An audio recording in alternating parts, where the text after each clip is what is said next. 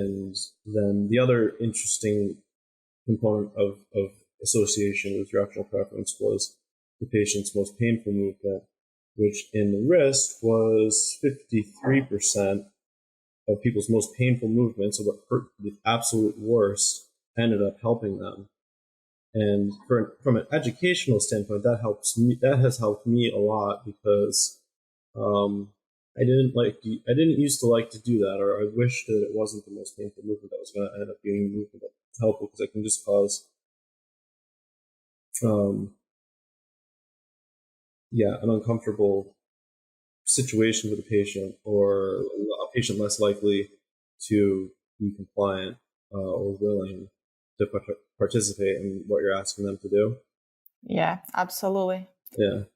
We don't want to make them feel worse, and then you're afraid of moving if that's hurting. So it's a good indicator that we should not be afraid of trying the painful movement, because the direction may be there. Yeah, and I'll often just kind of reference or say, there's a big difference between,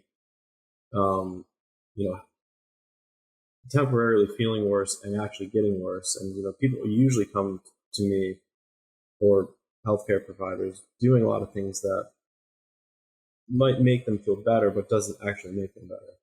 And, I will often say to them, if that was the case, you wouldn't be in my office, you'd be better. So obviously your line of thinking about this isn't effective in fixing this problem. And I think that connects with them a lot. And then using that research, I think, or just an analogy of something being malaligned, if you're trying to realign it and you're in the process of doing that, of course it's going to be painful. Or putting someone's shoulder back into place, you dislocate a shoulder, people can visualize that. It's going to hurt to put it back in position, but if you never do it, it's not going to go back on its own.